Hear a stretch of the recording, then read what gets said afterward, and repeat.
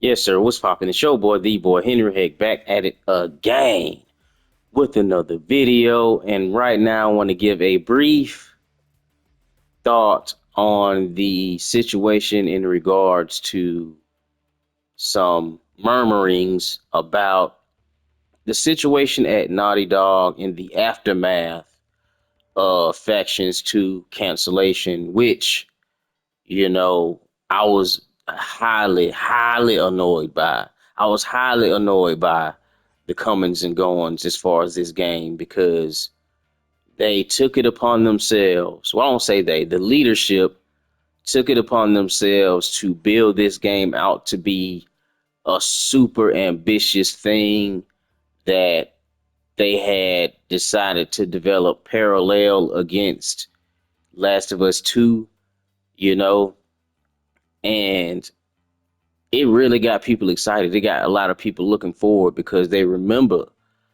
the greatness that was Factions One originally, and they had certain expectations due to how this was a next gen game at the time. It was going to be a next gen game, and the way people spoke surrounding it about how ambitious it was, the people who played it spoke about how great it was, even though it had been in testing. They even led the people on with certain concept arts at certain big events. Shout out to Geoff Keighley.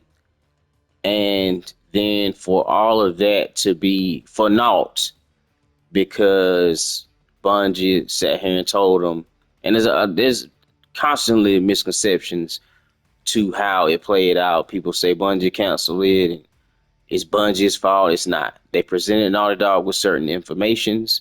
Naughty Dog took those informations and made the decision on their own. They did not want to become a multiplayer live service studio. They, which is because all the while that you're building all these new multiplayer systems, all the while that you're creating this new huge ongoing world, all the while you're writing and creating these characters and storylines and mechanics and whatever else they was over there designing. They was doing all this all the while wanting to remain a single player game studio. Makes no sense to me. So when you see certain words as not words but terms as bloodless, the cancellation wasn't bloodless. Sure, some people that we don't know of, it may be some middle management kind of teetering upon higher up individual who were, ushered out or given an opportunity to go work somewhere else, we'll say, on top of your QA folk who got laid off. It's to me, it's like you don't those you when in a situation like this where it's like 4 5 years of waste. You got development time waste. You got studio funding waste. You got all kinds of waste tied up. You get this 4 years, 4 years, and people at Naughty Dog are not getting paid mere shillings. They are not working for minimum wage over there. They not doing it. All these people are still getting compensated appropriately, coming off of the pedigree of what Last of Us became, what Last of Us as a franchise is. So they're not making pennies over there. They're not over there sharing a pack of ramen betwixt the four of them and their roommates in one bowl, two forks. They're not doing that. They're getting paid pretty decent over there. So you got all that salary stack because they getting paid. They still getting paid whether the game come out or not. They getting paid regularly. you know. So it's no surprise that Hiroki went up in there and said, you know what, you want to pop up once a gen with one game, that's fine. But when you out here canceling stuff that you done sunk 4 5 years into, nah, that makes sense. Anybody with some sense would do that. Anybody who was ahead of multiple million dollar companies would do that. You just threw away. Ain't no telling how much money these people done thrown away chasing something they didn't have to chase. To ultimately pop up and said, you know, we just want to keep doing what we doing. Who cares what other projects you working on? This was supposed to be the next thing. This is what people been waiting on after Last of Us 2. So now, on top of waiting all that time since Last of Us 2 dropped, thinking we may get a Factions 2 in a year and a half, 2 years. No. Now we gotta wait up until the very next thing, which is we don't even have a name for yet. Sure, we gonna get the people gonna get a Last of Us 3. Sure. When? Not this year. Not next year. We probably not gonna see a Last of Us 3 till 2027 at the earliest. We probably not gonna see even an inkling of what these new projects are until 2026, maybe late 2025. If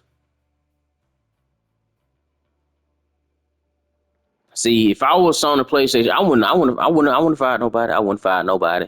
You know what I would do? I would have threw a leash on NaughtyDog. No, you do not get free reign no more. No, you do not get to just start up this and work on that and do this and TV shows. No, you got to produce. It's time for you to produce. It's time for you to produce. A lot of these studios got this attitude. They want to show up once a gen, and because they get some awards that make it okay. The gamer has been calling for these people to show up more often. More often. They spending more money giving us less games. Something got to be done. Something is in the crust. We not saying rush nothing, but dial that scale back some.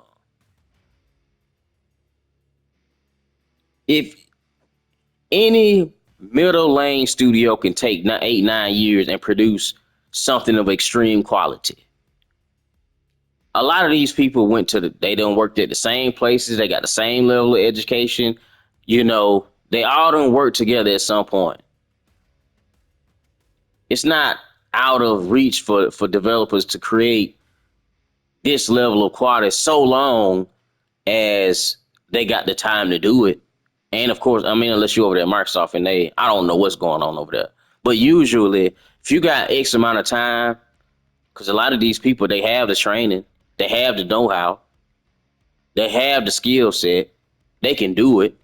A lot of times it's just a management issue and a time constraint issue to where you get games that's just not coming out in the way they should come out.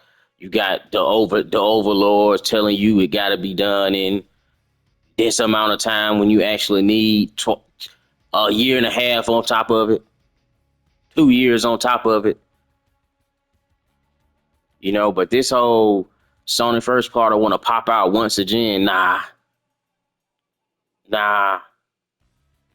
You gotta pop up more often than that, especially if you want to sit here and hold the crown as one of the most decorated studios, one of the most, premier studios. But you only nah.